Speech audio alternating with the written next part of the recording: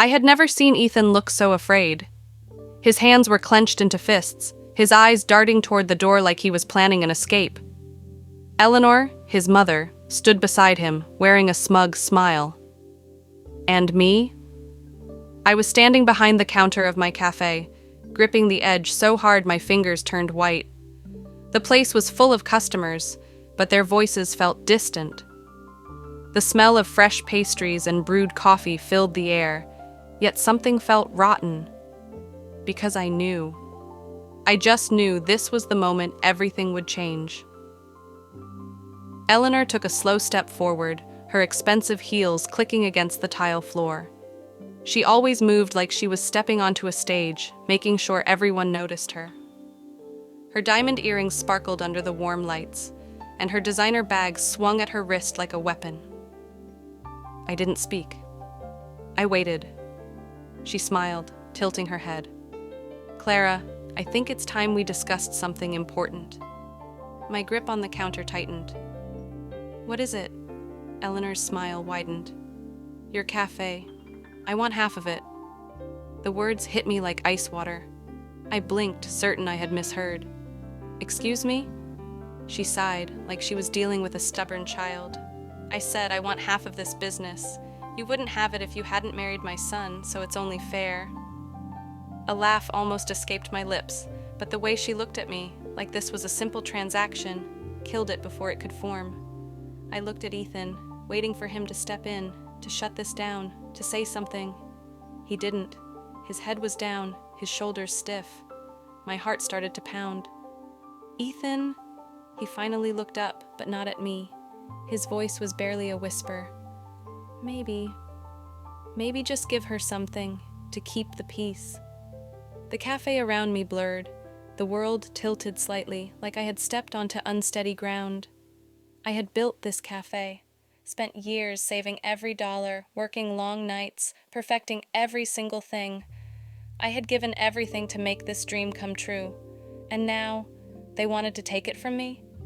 I let out a slow breath. I couldn't lose control, not here, not in front of everyone. I forced myself to smile. You want half? Eleanor's smirk deepened. Yes. I nodded slowly. All right, let's talk about it, but not here. Let's meet tomorrow, in private. She didn't question it. She thought she had already won. Wonderful. I'll be expecting you at my house at noon. I watched as she turned and walked out, her heels clicking in perfect rhythm. Ethan hesitated, his eyes full of something. Regret? Shame? I didn't care anymore, because Eleanor had just declared war on me, and she had no idea who she was dealing with. The moment Eleanor walked out of my cafe, my entire body tensed. I wasn't just angry, I was burning inside. She thought she could walk in here, demand half of my business, and I would just hand it over, like it was a gift, like she was entitled to it just because I married her son. I took a deep breath, forcing my hands to stop shaking. This wasn't the time to react emotionally. I needed to think. Ethan was still standing there, staring at the floor like a guilty child. I stepped out from behind the counter, keeping my voice cold and steady. So, that's your plan? Let your mother take my business? His head snapped up. Clara, it's not like that. Then what is it like? I took a step closer, and for the first time in our marriage, I saw fear in his eyes. Good. He swallowed hard. She just wants to be involved. You know how she is.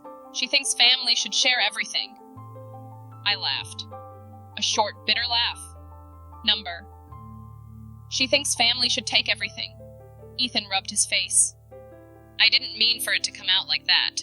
I didn't want to start a fight. Too late. I stepped past him and walked toward the door, flipping the sign to closed.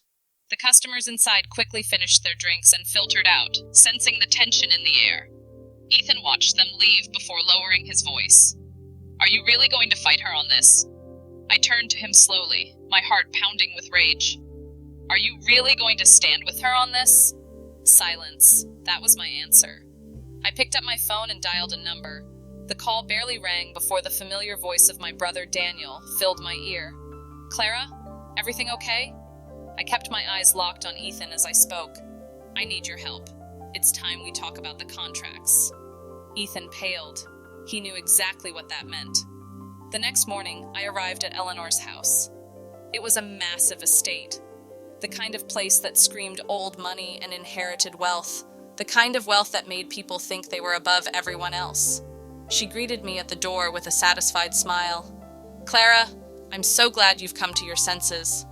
I walked past her without a word, stepping into the grand living room. Everything was decorated in shades of gold and white, expensive paintings on the walls, chandeliers hanging from the ceiling. She sat across from me, crossing her legs. "I assume you're ready to sign the papers?" I leaned back, pulling a thick envelope from my bag. "Actually, I brought something for you." Her smile faltered. "Oh?" I slid the envelope across the table. She opened it, her fingers moving carefully over the pages. Then she started reading. Her face turned pale. Her hands started to tremble. And then, for the first time since I had known her, Eleanor lost control. She screamed. Eleanor's scream echoed through the massive living room, bouncing off the marble floors and crystal chandeliers. Her hands clutched the documents like they had burned her. Her perfectly composed face twisted in rage, her breathing sharp and uneven. What is this?" she spat, shaking the papers at me. I leaned back in my chair, watching her carefully. "That's proof that you own nothing, that you'll never own anything, that you were never even close." She flipped through the pages with shaking fingers, her eyes darting over the neatly typed words. It was all there. The legally binding contracts, the airtight agreements, the protections I had put in place years ago. "You think this means anything?" she snapped. "You think a few pieces of paper can stop me?" I smiled. "Oh, Eleanor, it's not just paper, it's the law." She glared at me, her jaw clenched. "You wouldn't even have this cafe if it weren't for my son." I shrugged. "Then you should read page 5. Her eyes flicked downward, scanning the section my brother Daniel had drafted so carefully. "In the event of a divorce, Ethan has no financial claim to Clara's business, earnings, or assets. No claim. None." Her fingers curled into a fist, crushing the papers. Ethan shifted uncomfortably beside her. He hadn't spoken since I walked in. But now, as the full weight of what was happening settled in, he finally whispered, You had a prenup?" I turned to him slowly, my eyes cold. "Of course I did. Did you really think I'd risk everything for you?" His face crumbled. Eleanor slammed the papers onto the table. "This isn't over." I tilted my head. "Oh, but it is. You wanted my cafe. You're leaving with nothing. And if you ever try something like this again, I will take you to court so fast you won't even have time to run your little social circles for help." Her lips pressed together in a tight, thin line. She wanted to say something, to threaten, to demand, to scream, but she couldn't, because she knew I had already won. I stood up, adjusting my coat. "I suggest you find a new hobby, Eleanor. This one doesn't suit you." Then I walked out, leaving her to stew in her own anger. But I knew Eleanor Gray. This wasn't over. Not yet. I barely made it back to my cafe before my phone started ringing. "Ethan." I ignored it. The second call came from a number I didn't recognize. I let it go to voicemail. Then the texts started flooding in. "Ethan, we need to talk." "Ethan, why would you do this?" "Ethan, Mom is furious. Just give her something so we can move on." I clenched my jaw. Move on? Was he serious? His mother had just tried to steal my business and he still wanted me to give her something? Then came a different text. "Unknown number. You will regret this." I stared at the screen. There was no name, but I didn't need one. Eleanor. I exhaled slowly, forcing myself to stay calm. I expected this. Eleanor was the type of woman who didn't lose. She would come at me again, harder this time. I needed to be ready. And I was. The next morning, my cafe was packed. People came in early, filling the seats, ordering their usual pastries and drinks. The sound of chatter and laughter filled the space, the smell of fresh coffee wrapping around me like a shield. Then the door opened. Eleanor walked in like she owned the place, but this time, she wasn't alone. Behind her stood two women I recognized from her social circle, wealthy, influential women who loved gossip and control. And beside them, a man in a suit, a lawyer. I wiped my hands on my apron and stepped out from behind the counter. "Eleanor, what a surprise." She smiled, but it didn't reach her eyes. "Clara, dear, I thought we should have another conversation." I crossed my arms. "Didn't we already do that yesterday?" I believe the answer was no. Her lawyer took a step forward, clearing his throat.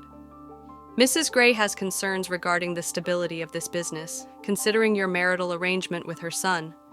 Given that your husband has contributed to your home and lifestyle, there is a reasonable expectation that he should have access to shared assets, including this cafe." I almost laughed. Shared assets? Ethan has never put a dime into this cafe. The lawyer gave a practiced smile. "Still, considering the family's role in supporting you emotionally and financially, we believe a settlement is fair." I turned to Eleanor. "So let me get this straight. First, you demand half my business. Now you're trying to force a payout?" Her smile widened. "It's not personal, dear. It's just business." I took a slow breath. My cafe was full, and customers were watching. I couldn't let her see she was getting to me. So I smiled back. "Then let me make this clear, Eleanor. You're not getting a cent. You can drag whatever lawyer you want in here, but I will fight you with everything I have." Her eyes darkened. "That's disappointing." She turned to leave, but before she walked out, she looked over her shoulder. "I hope you're ready, Clara, because this isn't over." Then she was gone. I watched her leave, my heart pounding. She had just made her next move. Now it was my turn. I arrived at my cafe early, like always. I had just unlocked the door when my phone buzzed with a notification, then another, and another. I frowned, pulling it out of my pocket. It was my business's social media page. The first comment I saw made my stomach drop. "This place is run by a greedy woman who used her husband for money and then threw him away. Disgusting." Then another. "I used to love this cafe, but the owner treats people like trash. We'll never support this place again." More followed. Dozens of one-star reviews, all posted within the same hour. People I had never served, never even seen before, suddenly claiming my cafe was unsanitary, my staff was rude, my food was overpriced. I knew exactly where it was coming from.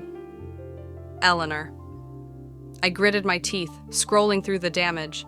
She wasn't just attacking me in private anymore. She was trying to destroy my reputation. A few minutes later, my employee Lena walked in. She took one look at my face and frowned. "Clara? What's wrong?" I handed her my phone. She scanned the screen, then sucked in a breath. "Oh my God." I exhaled slowly. "It's her. Eleanor. She's trying to turn people against me." Lena's face darkened. "So, what do we do?" I lifted my chin. "We fight back." The first thing I did was gather proof. I took screenshots of every fake review. I compared names and found connections to Eleanor's social circle. Then I called my brother, Daniel. "I need a legal response, now." He didn't hesitate. "I'll draft a cease and desist letter immediately. But Clara, she won't stop here." I already knew that. An hour later, I posted a public statement on my cafe's social media. "We are aware of the false reviews and misleading claims being spread about our cafe. We value our customers and have always maintained the highest standards of quality and service. We will not be bullied or intimidated by those with personal agendas. Legal action is being taken against the individuals responsible." The response was immediate. My regular customers flooded the comments, defending me, sharing their experiences, pushing back against the fake claims. "This cafe is amazing. Don't believe the lies. I've been coming here for years. The owner is one of the hardest working people I know. Shame on whoever is trying to ruin a small business out of spite." Eleanor had underestimated me. She thought she could bury me under lies and whispers, but I wasn't going down that easily. And I was just getting started. I barely had time to recover from the fake reviews before the next attack came.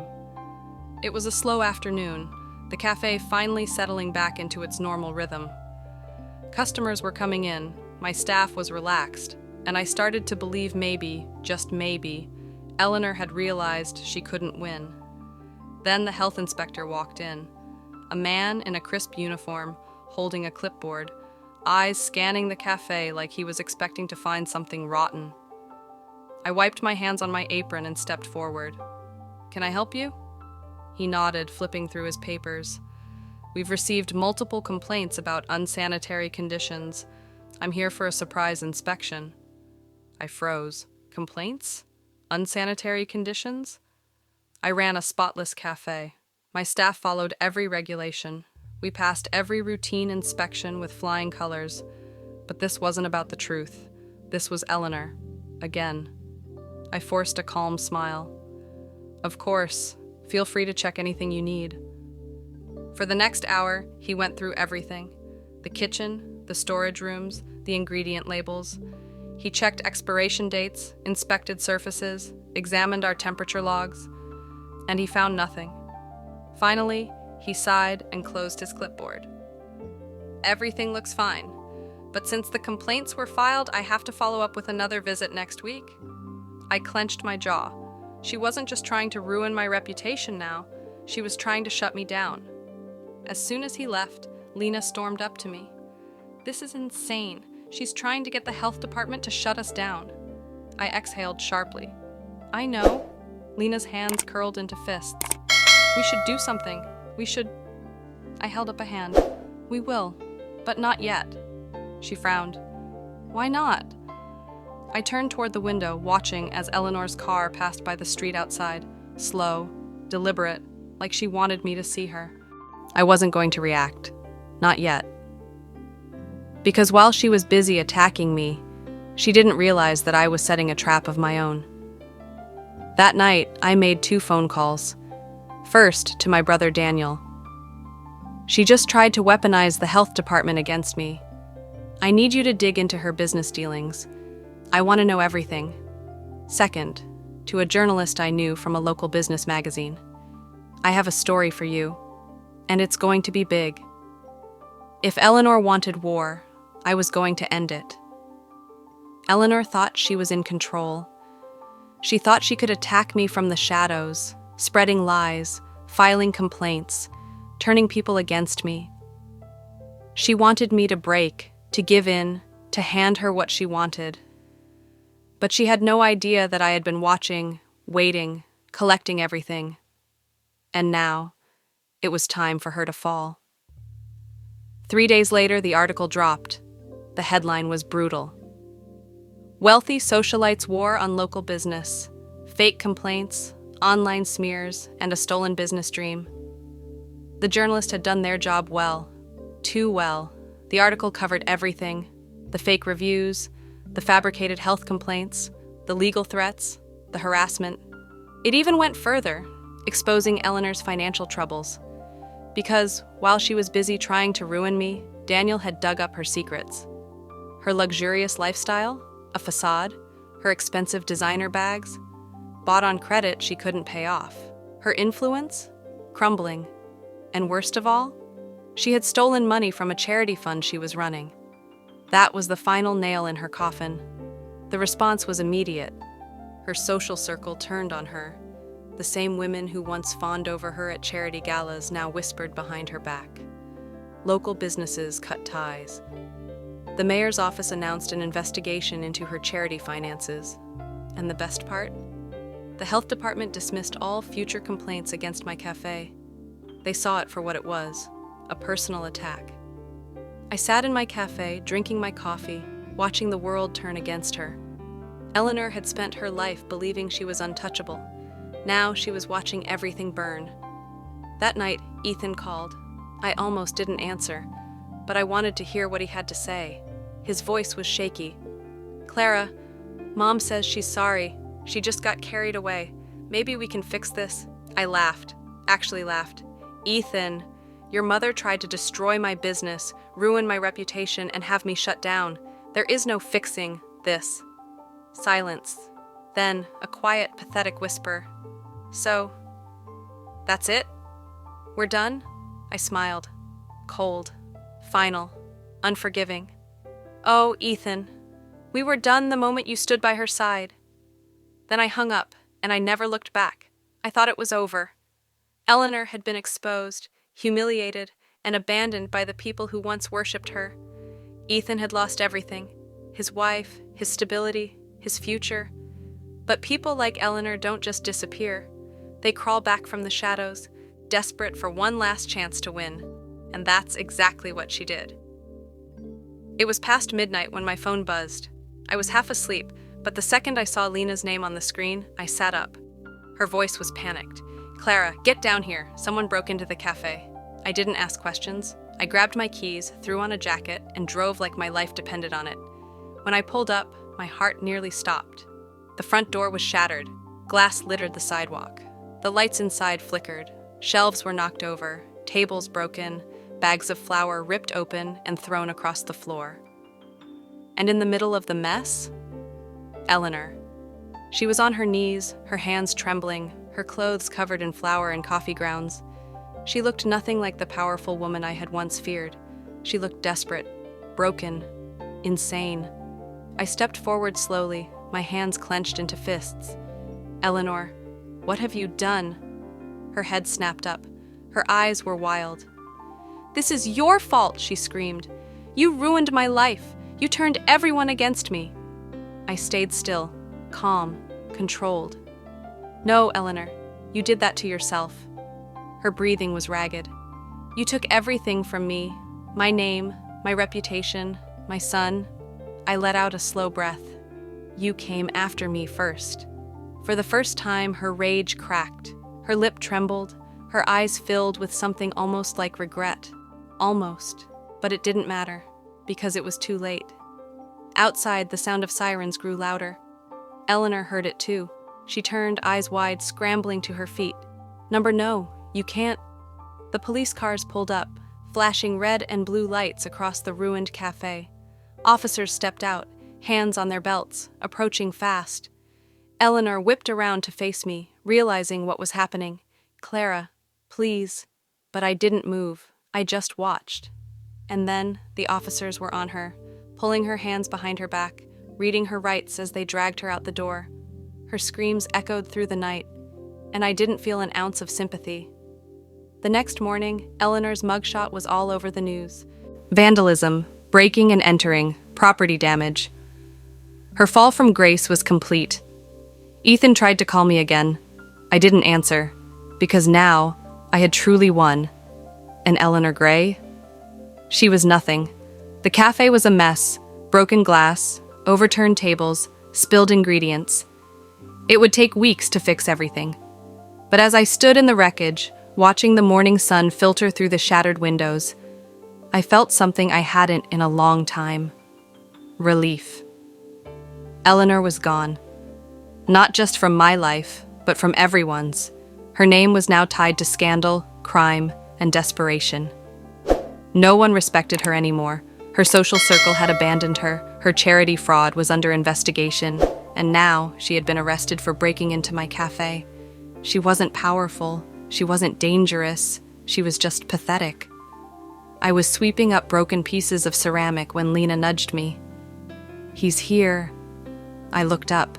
Ethan stood outside, hands stuffed in his pockets, looking smaller than I'd ever seen him. For a long moment, I didn't move.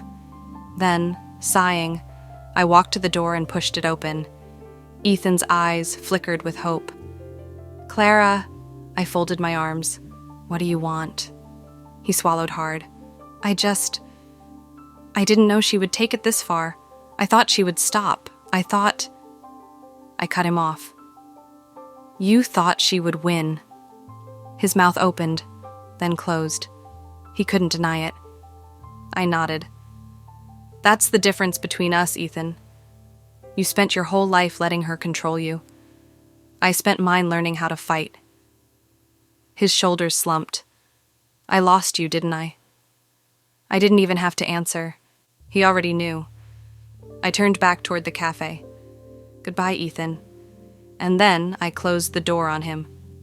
For good. Over the next few weeks, I rebuilt.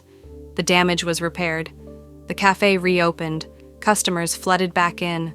More than ever, people wanted to support me, to show Eleanor hadn't won. And as I stood behind my counter, watching people enjoy the space I had created, I felt something I hadn't in a long time. Peace. Eleanor had tried to take everything from me. Now she had nothing, and I had everything. 2 months later, I received a letter in the mail. I almost didn't open it. I had moved past everything Eleanor had done, and I didn't need another reminder of her. But curiosity got the best of me. Inside was an official court document. Eleanor Gray had been sentenced. Her fraud case had gone to trial. The evidence my brother had dug up, the stolen charity money, the fake business dealings, the harassment against my cafe, had all been used against her. She had lost everything. Her money, gone. Her reputation, destroyed. Her influence, a joke. She had been found guilty of fraud, defamation, and property damage. The judge had ordered her to pay restitution. And the best part? Some of that money was going to me. I stared at the number at the bottom of the document. More than enough to cover the damage she had done to my cafe. More than enough to make sure she would never recover. She had tried to steal my business. Now she was paying for it. Literally, I never saw Eleanor again. After the trial, she vanished from public life. No one wanted to be associated with her anymore.